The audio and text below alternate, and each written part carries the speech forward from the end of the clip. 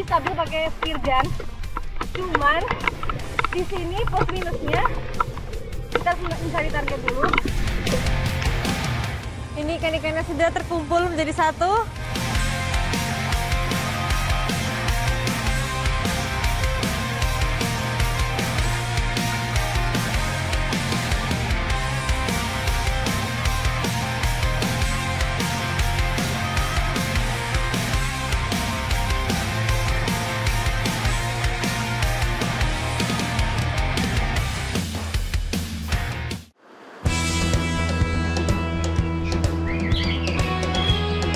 Kabupaten Kaimana, Papua Barat memiliki bentang alam yang memukau mata. Wilayah selatan yang berbatasan langsung dengan Laut Arafura memiliki potensi laut yang sangat melimpah. Tak jauh terletak di seberang pulau besar Papua, saya mengunjungi kampung Namatota. Kami mau berburu lompa yang biasanya ada di perairan air pasang sebelum surut nih. Nah, saya lagi siap-siap juga nih bareng Pak Fredo. Ikutin jejak saya, jejak petualang.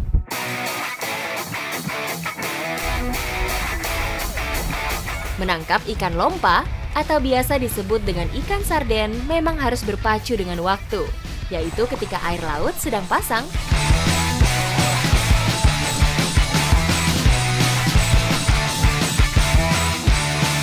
Alat tangkap tradisional yang digunakan menyerupai kelambu, yaitu jaring yang memiliki lubang kecil. Sebenarnya ikan-ikannya berada di pesisir begini dekat sekali, tapi dibutuhkan kerjasama tim. Karena harus tepat nih cara megang jaringnya, kaki kita juga di bawah untuk menahan kantongnya terbuka. Oke. Kami harus bergerak secara kompak, cepat, dan gesit agar ikan terperangkap di jaring.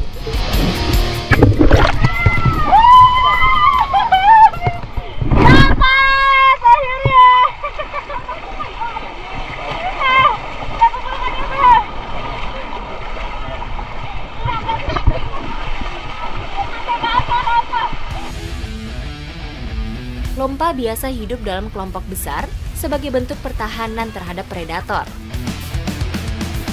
Jadi tidaklah butuh waktu yang lama untuk mendapat hasil yang banyak. Baru masuk sekali keruk kita sudah dapat ikan lompa. Ini nih, dia kecil-kecil seperti ini kalau di bahasa kita ya sebutannya teri ya. Bener-bener banyak banget tadi baru masuk berenang-renang, kayak masih ada nih, kita nanti masuk lagi kan? Iya. Cari yang banyak ya. Iya. Meskipun bagi saya sudah terlihat banyak terkumpul, namun hasil yang didapat belum cukup. Jaring lompa kembali kami sebar. Kali ini saya yang mencoba menggiring ikan dengan tongkat. Kita menentukan spot dulu. Main juga nih. Udah mulai dalam, mulai pasang. Pak, ini di sini Pak. Dalam juga. Ini gimana nebak-nebaknya? Menebak sambil berenang. Oke, mulai dipukul-pukul. Oke.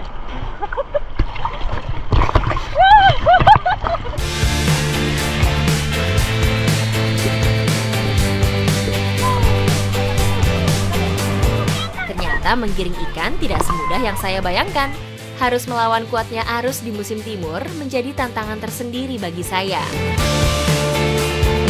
Wah, belum lama kita mencarinya tapi sudah didapatkan ikan lompa yang lumayan banyak. Jadi ikan lompa di sini biasa dimanfaatkan untuk umpan pancing, untuk dikonsumsi. Tapi ada satu kegiatan lagi nih yang mau saya lakukan di Danau Ubur-Ubur. Kira-kira ikan lompa ini mau dijadikan apa ya? Ikuti jejak saya, jejak petualang!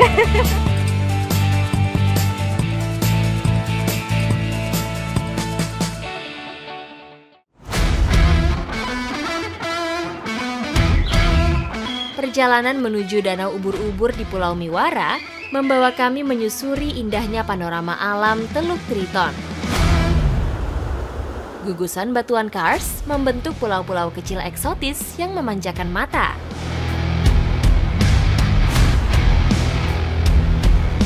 Laut jernih yang berwarna kehijauan menggambarkan kawasan ini sebagai permata yang tersembunyi di Timun Nusantara.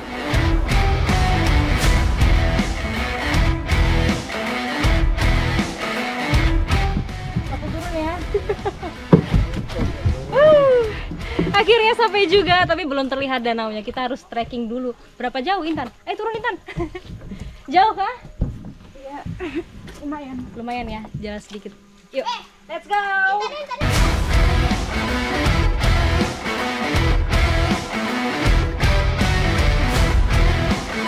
Ini kita sudah sampai di Danau Ubur-Ubur, tapi sebelum menikmati keindahannya, tidak lupa kita mau mengolah lompa yang sudah didapat tadi.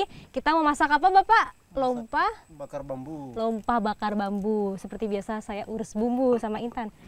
Bantu kakak ya, Intan. Beragam bumbu langsung dicampurkan dengan lompa. Proses masaknya pun masih mengandalkan cara yang tradisional.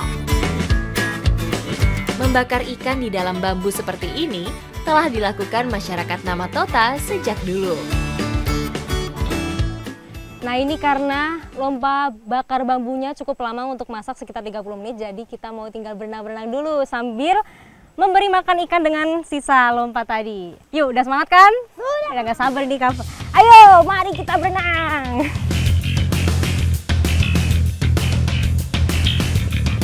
Danau yang berada di tengah hutan ini terbentuk karena pergeseran bebatuan.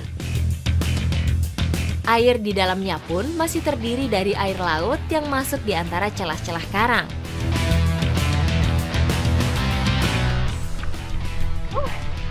Di sini ternyata faunanya masih sangat beragam sekali.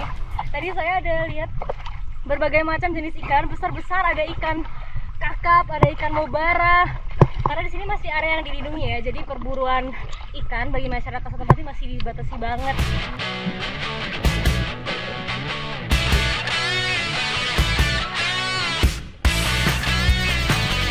Masyarakat setempat sangat menjaga kelestarian ekosistem di sini, sehingga membuat ikan-ikan tidak menghindar saat saya berenang di danau.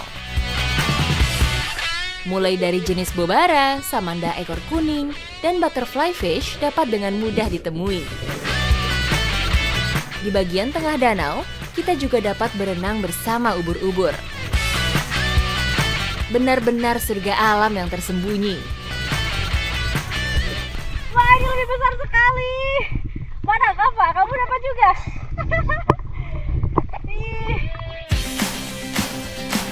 Menyentuh ubur-ubur ini aman, karena tidak termasuk ubur-ubur yang memiliki sengat berbahaya. Ada banyak ya. Kita makin ke tengah, makin ketemu banyak ubur-ubur. Ini jarang banget loh. Mana, di mana? Ya, ini jarang banget ada danau dan ada ubur-uburnya, karena danau ini masih ada kadar air asinnya. Ubur-ubur berwarna coklat keemasan ini disebut sebagai Mastigias Papua. Hewan endemik perairan Papua ini telah mengalami evolusi sehingga tidak memiliki sengat. Ini dia ubur-ubur jenis lainnya di berwarna coklat. Ini aman dipegang, Kakak? Ada. Ini cantik banget.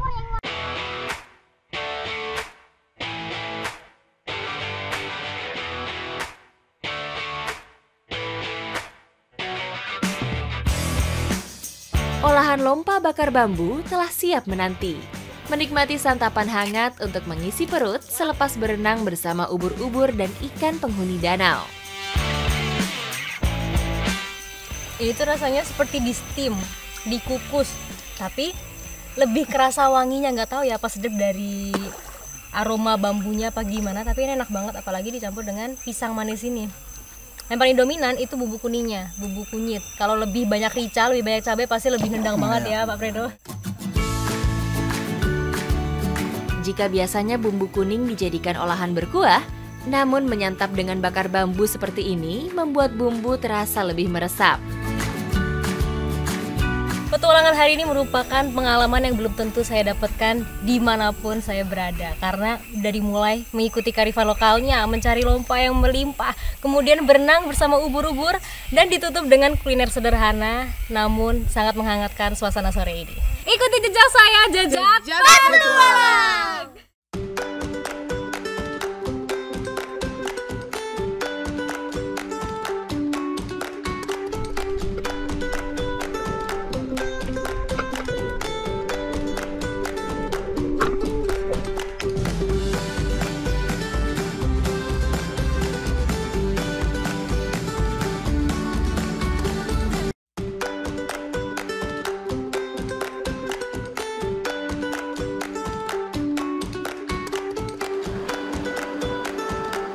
Menyelami kehidupan masyarakat nelayan Namatota Kaimana membuat saya tak ada hentinya berdecak kagum.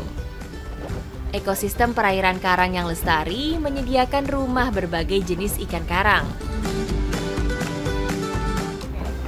Masih mengeksplor perairan Namatota. Di sini saya bersama dengan Bang Aldi dan Bang Andi menuju ke spot namanya Viriova. Kita mau molo dan tembak ikan. Ikuti jejak saya, jejak petualang.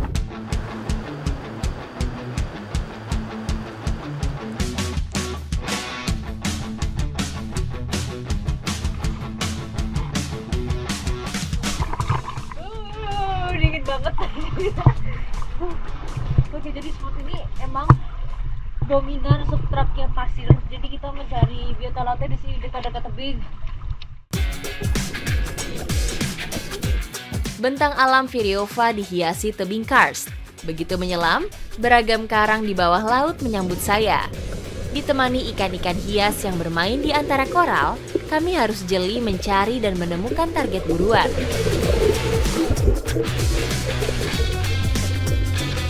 Bang Aldi langsung menunjukkan kelihayannya memolo ikan.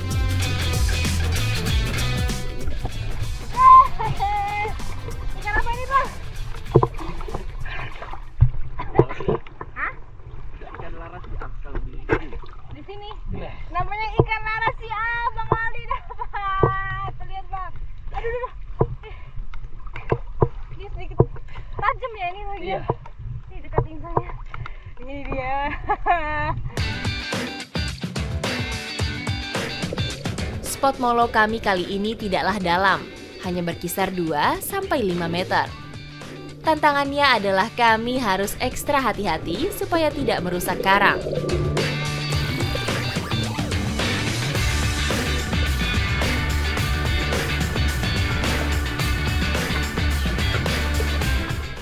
Sebenarnya lebih stabil pakai spear gun.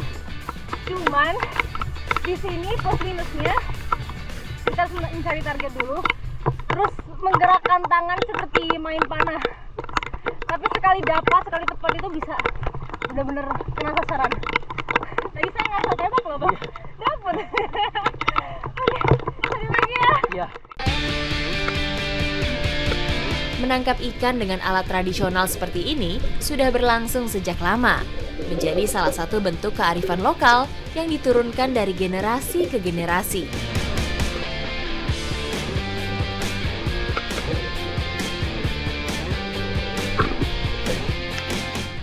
Bang Adi. Iya. Iya, saya dapat lagi. Udah banyak. Udah banyak. Ikan apa sih, Bang? Ini Macam-macam. orosai. Ini. Oh iya. Sudah apa lagi? Iya. Nih, ada kerapu juga. Kerapu juga. Berbagai macam ikan sudah kita dapatkan, lumayan sudah cukup untuk santapan hari ini. Udah mulai dingin juga ya, Bang? Iya. Dan lapar, jadi setelah ini Lapar. langsung aja kita masak. Ikuti jejak saya, jejak petualang.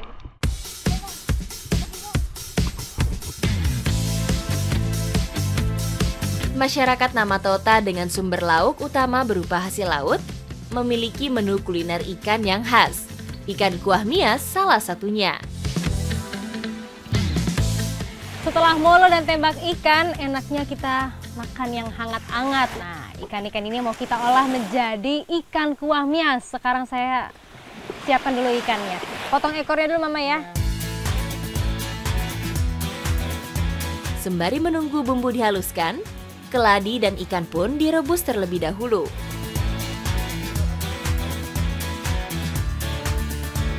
Setelah dibumbui, bahan andalan pun diberi perasan air jeruk nipis. Bentar lagi jadi ya, Mama? Iya. Nah, jeruk terakhir sudah diperas tandanya. Sebentar lagi matang, sudah tidak sabar ya, Bang? Iya. Laper ini saya sama Bang Aldi.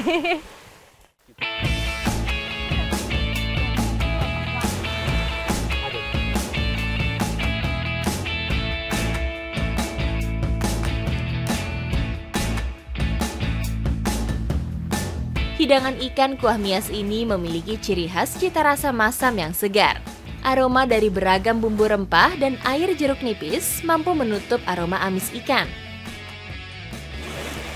Luar biasa resepnya Mama Wahima. Ini tuh enak banget. Kuah asamnya seger, beda dari kuah asam pada biasanya. Karena ini ada tekstur hancur sedikit dari keladinya. Jadi apa ya? Kayak ada pekat rasanya gitu. Gimana Bang? Enak nggak?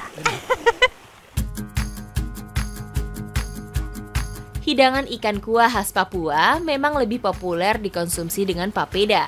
Namun kesediaan hasil alam berupa keladi seperti ini juga tidak kalah otentiknya. Kuliner ikan kuah Mias nggak salah kalau jadi andalan masyarakat Namatota. Karena selain rasanya luar biasa ini cukup menghangatkan tubuh kita setelah basah-basah di laut. Luar biasa ya, dalam sepiring ini saya bisa merasakan perpaduan hasil laut dan juga hasil alam. Ikuti jejak saya, jejak petualang.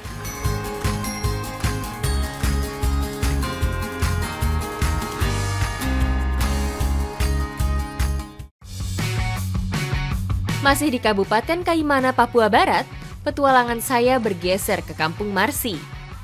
Tidak hanya terdiri dari daerah pesisir, desa ini juga memiliki kawasan hutan lebat. Sembari menjaga keselarasan alam, warga setempat memanfaatkan lahan untuk bercocok tanam dengan berkebun. Sudah terlihat Pak? Mana itu? Oh itu yang daunnya besar-besar ya? Itu dia yang kita cari, pohon keladi. Tapi di kebun ini nggak cuma ada pohon keladi aja, saya melewati berbagai macam tumbuhan. Tadi ada pohon pala, buah-buahan juga, dan itu semua milik warga.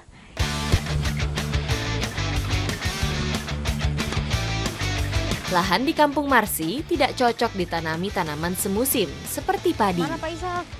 Inilah yang membuat warga setempat memanfaatkan keladi sebagai sumber karbohidrat. Ini besar Pak? Itu sudah bisa dimakan. Ini bisa? Iya. Bisa kita ambil? Iya, itu sudah bisa diambil. Ini pohon keladi apa namanya Pak? Keladi bira. Keladi bira? Iya. Itu asli sini? Iya, asli di sini. Ini dia yang bisa kita ambil. Ukurannya sudah besar sekali, tingginya sekitar 2 meter lebih kayaknya ini. Memanen keladi bira harus berhati-hati agar tidak terkena getahnya. Ya, ini dia kita dapatkan satu keladi. Susah-susah gampang sih, yang penting harus tepat semua. Akar-akar ini dipotong dulu biar mudah untuk tariknya. Lumayan berat juga ya Pak, karena dia juga menempel merambat di batu-batu. Bagian inilah yang dapat dikonsumsi karena merupakan tempat penyimpanan cadangan makanan yang mengandung karbohidrat.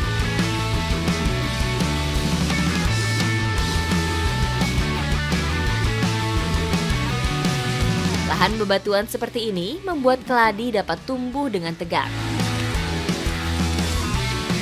Aduh Bapak, tangan saya kok gatal ya? Ini Gigi buat api baru tangannya dipanas, di api panas. kena Gatal-gatalnya hilang. apa sih ini Pak? Itu kena kita keladi itu. Oh ini yang pas dipotong ini. Iya. Aduh, Potongnya itu gatal. ini sampai merah-merah seperti ini. Aduh, gatal sekali. Bisa pakai api. Pakai api, panas api aja nanti hilangnya gatal. Oke Pak, kita bikin api ya. Udah gatal banget ini.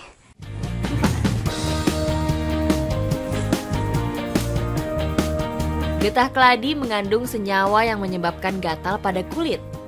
Apabila tertelan juga dapat menyebabkan iritasi di mulut dan rasa terbakar di saluran pencernaan. Oh iya bener, gatalnya udah mulai mereda. Jadi tangan saya tadi terkena getah. Dan ternyata getah yang bikin gatal itu tidak hanya di akar keladi, tapi di bagian pelepahnya. Ini seperti apa ya? Digigit semut gitu, cekit-cekit gitu. Dan obatnya harus dihangat-hangatkan di perapian. Kalau cuci tangan pakai air, makin merambat, makin gatal sekali.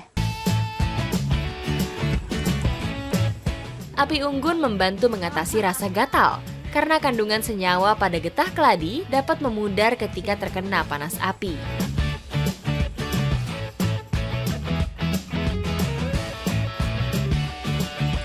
Menu hari ini keladi bira kuah santan. Nah, saya yang mengurus santannya ini lagi marut-marut kelapa dan Pak Ishak sedang mengupas-ngupas keladinya karena ngupasnya harus benar, kalau enggak akan gatal sekali, nggak bisa dimakan.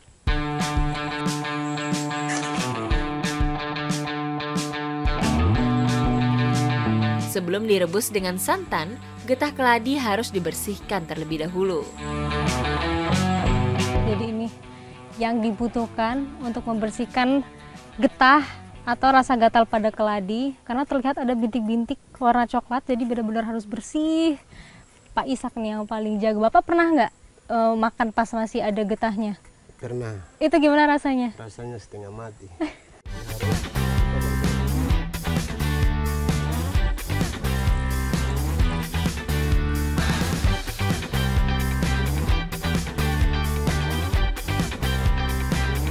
Ini setelah 30 menit kita tunggu, santannya mulai meresap seperti menyusut dan harumnya nih, aroma pandannya khas sekali. Nah, tidak sabar kan ya Pak? Sebagai salah satu sumber pangan di Papua, pemanfaatan keladi sudah ada sejak 8.000 tahun silam. Rasanya gurih banget. Apalagi pas nyendok kuahnya itu ada wangi dari daun pandan, bener-bener bikin sedap. Kalau kayak gini, ini keasinan nggak sih Pak? Kayaknya saya masukin garam sedikit keasinan, tapi masih oke. Apalagi kalau tambah gula pasti lebih mantep lagi Pak. Lebih enak gitu pasti ya. Tapi gini aja udah enak, menghangatkan sekali. Menu ini tidak menggunakan gula sama sekali. Rasa manis alami dari keladi melengkapi gurihnya santan.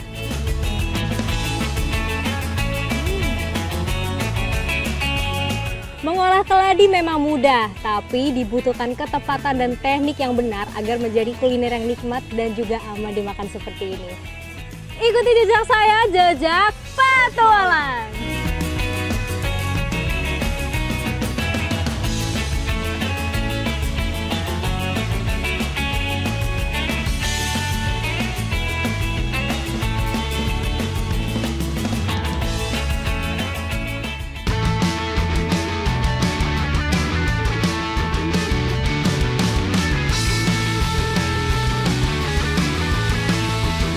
Luasan Bakau Kaimana yang mencapai 70.000 hektar memiliki banyak kegunaan. Manfaat ini tak hanya terasa di kawasan tepian saja, namun hingga ke ekosistem lautan. Keberadaan mangrove dapat menunjang keragaman dan kelimpahan biota laut yang hidup di sekitarnya.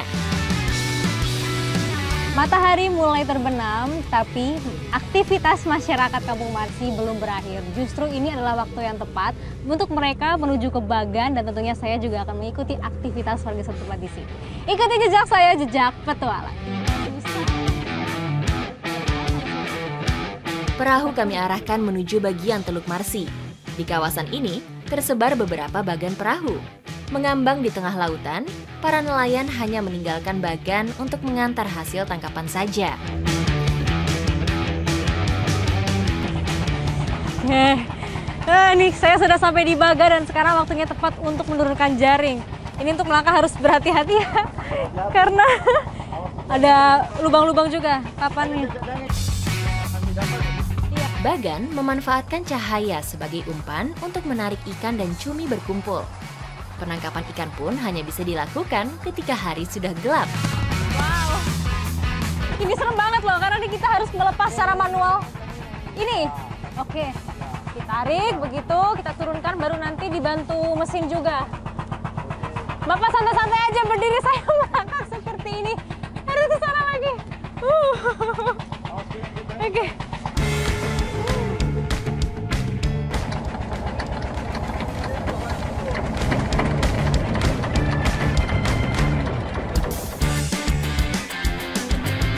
Selain ukuran jaring yang lebar, panjang tali jaring dapat mencapai lebih dari 30 meter. Kemudian, kami harus menunggu ikan terpancing ke arah cahaya lampu dan berkumpul selama kurang lebih 3 jam. Waktu sudah menunjukkan pukul 10. Nah, sebelum kita tarik jaringnya, kita harus matikan lampu-lampu di kapal ini supaya nanti ikan-ikannya tidak terganggu, tidak kemana-mana, terperangkap di dalam jaring. Lampu dimatikan mulai dari bagian terluar bagan secara bergantian hingga menyisakan lampu di bagian tengah. Nah, ini lampunya sudah dimatikan semua. Waktunya kita prepare tarik jaring. Saat ikan berkumpul di tengah, jaring segera ditarik dengan bantuan mesin.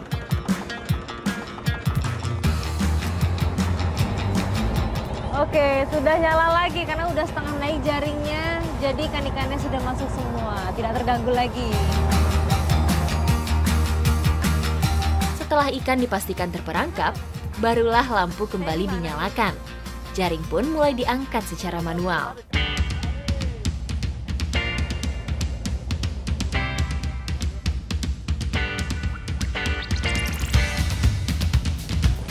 Ini ikan-ikannya sudah terkumpul menjadi satu. Ini total yang tadi kita jaring ya Pak? Kalau kata Pak Hasan ini sudah lumayan karena kemarin cuma dapat 1 basket. Ini baru turun 1 kali saja sudah dapat segini. Ikan yang telah terkumpul mulai kami naikkan ke atas bagan.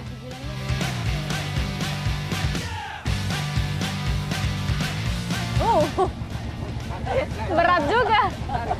Tarik ya? Nah, ini Bang. Berat juga ternyata. Meskipun sudah dilakukan beramai-ramai, namun tetap saja membutuhkan waktu yang lama untuk mengangkat seluruh ikan. Oh, ada sonto juga. Ini ikan lema. Ikan lema kita pilih-pilih, masukkan ke keranjang lain. Ini termasuk bagus nggak Pak? Dapatnya? Udah lumayan ya. Karena ini lagi musim timur, biasanya banyak-banyaknya itu musim barat. Tapi sekarang aja kita sudah dapat yang lumayan, menunjukkan bahwa ekosistem laut ini masih bagus sekali. Hasil tangkapan bagan yang cukup laku di pasaran adalah teri, lema, dan sotong. Ada dolphin, ada 3 dolphin. Jadi beberapa ikan yang disortir tadi ada yang tidak laku dijual. Ikan-ikan itu dikembalikan lagi di laut dan bahkan jadi makanannya ikan-ikan dasar. Ada ikan pari dan ini ada dolphin.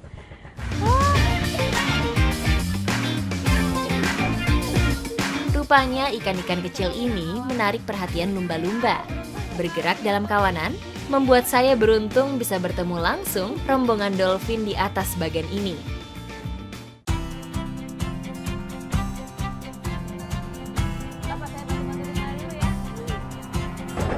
Nah ini nih bagian kapalnya yang biasa untuk beristirahat awak kapal atau juga minum kopi seperti ini. Pas banget angin malam lumayan kencang, kita menghangatkan badan dulu. Sambil menunggu jadwal lagi ya Pak, menurunkan jaring. Nanti jam berapa? Jam 1 lewat. Hangatin badan dulu.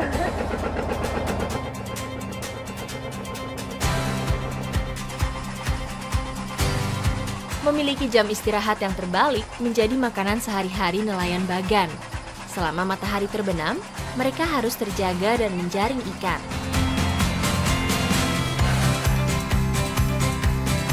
Dalam semalam, jaring diangkat selama 3 kali. Pengangkatan terakhir biasa dilakukan saat menjelang fajar menyingsing di ufuk timur. Namun perjuangan belum selesai, ikan-ikan ini harus segera dibawa ke daratan.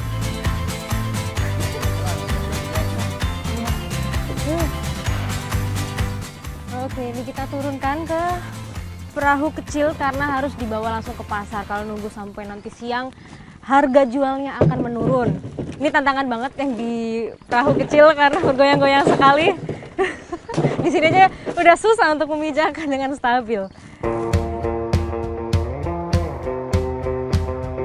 Laut Kampung Marsi berada jauh dari pasar ikan utama di Kaimana. Perjalanan kami masih panjang. Hasil tangkapan akan dibawa menggunakan mobil box.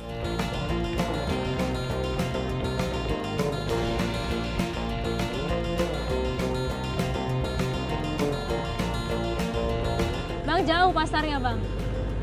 Di kota? Menyusuri jalur darat Papua Barat yang berkelok-kelok menjadi tantangan lebih. Selain memastikan pegangan kami cukup kuat, box ikan juga harus tetap tertata dan tertutup rapat.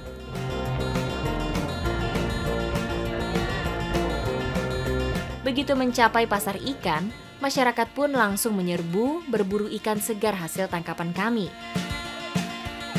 Perjuangan kami seakan terbayar sudah.